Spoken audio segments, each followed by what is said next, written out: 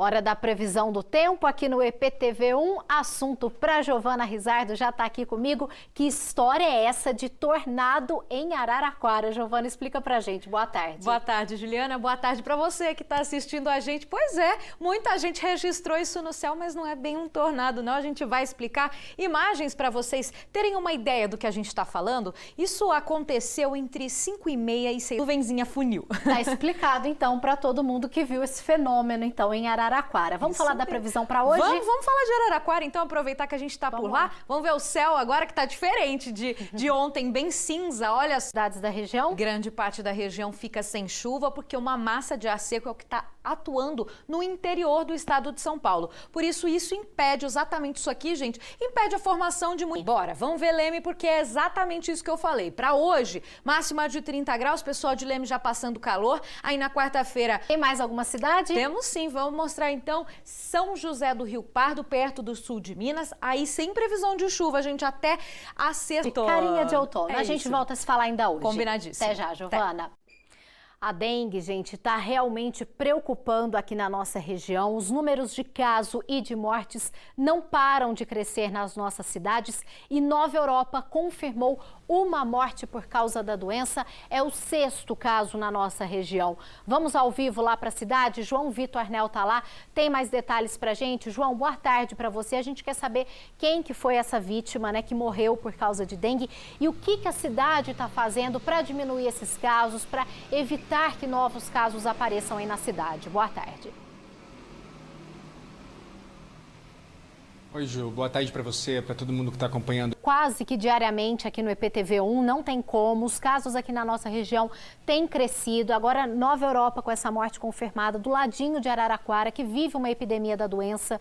Então, a gente vai continuar reforçando. E é isso, é cada um fazendo a sua parte, cada um parando, olhando o seu quintal para evitar novos casos, né, João? Obrigada, viu, pelas informações. Ainda nessa edição, a gente vai voltar a falar sobre a dengue. É que lá em Araraquara, justamente para ajudar nesse combate, a prefeitura mapeou em quais bairros os casos se concentram. A gente vai conferir depois essa reportagem. Vamos voltar a falar da dengue. Das 43 cidades da nossa área de cobertura, em apenas 6 não tem casos confirmados da doença.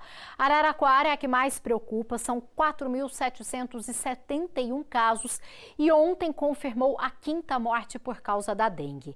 Para ajudar no combate à doença, a cidade mapeou os bairros com mais casos. Vamos começar o esporte hoje falando de futsal, porque ontem teve confronto regional na Copa Paulista. Fernanda Arantes está aqui, conta tudo pra gente. Boa tarde, Fernanda. Boa tarde, Juliana. Boa tarde para você que nos assiste agora. Foi isso mesmo, a estreia aí do time de Araraquara, mas perdeu para esse timaço que vem se compondo aí o São Carlos. Vamos ver como que foi essa partida então. Vamos falar da equipe feminina agora da Ferroviária.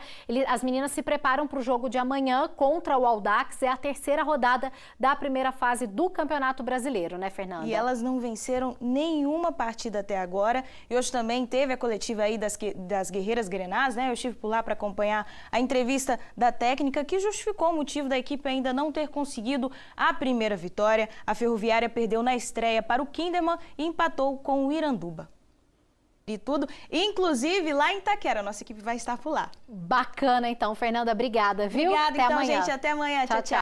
As academias tão procuradas por adultos têm oferecido cada vez mais atividades para as crianças. São esportes e brincadeiras para gastar a energia dos pequenos e, claro, também ajudar na saúde, né? Mas você sabe quais atividades físicas são indicadas para cada faixa etária? É preciso ficar de olho para não prejudicar o desenvolvimento dessas crianças. 3 homens morreram numa troca de tiros com a Polícia Militar em Porto Ferreira ontem à noite. A gente vai ao vivo para a cidade. Rodrigo Facundes está lá.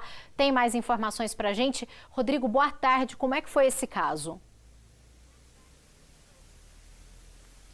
Oi, Juliana. Boa tarde. Pois é, esse caso foi registrado aqui na delegacia de Porto Ferreira. Olha, hoje, dia 26 de março, é o Dia Mundial de Conscientização sobre a Epilepsia. A doença altera de forma temporária e irreversível o funcionamento do nosso cérebro. Para falar mais sobre isso, nós convidamos o médico neurocirurgião, Dr. Danilo Daniel Vilela. Vai dar uma entrevista para a gente agora. Boa tarde, doutor. Boa tarde, boa tarde. Vamos começar explicando o que é a epilepsia, quais são os sintomas dela. Sim. Juliana, a epilepsia é uma doença neurológica. Se é doutor ou não? Não, a epilepsia ela pode acometer desde um recém-nascido até o idoso. Existem características das doenças específicas para cada faixa. Quando uma pessoa está tendo uma crise dessa, que atitude tomar, como ajudar, doutor? Qual que é a orientação nesses casos? Essa é uma pergunta muito comum em consultório. Participação aqui no EPTV1 com orientações importantes aí, a gente falando sobre epilepsia. Obrigado, boa tarde. Obrigada, boa tarde.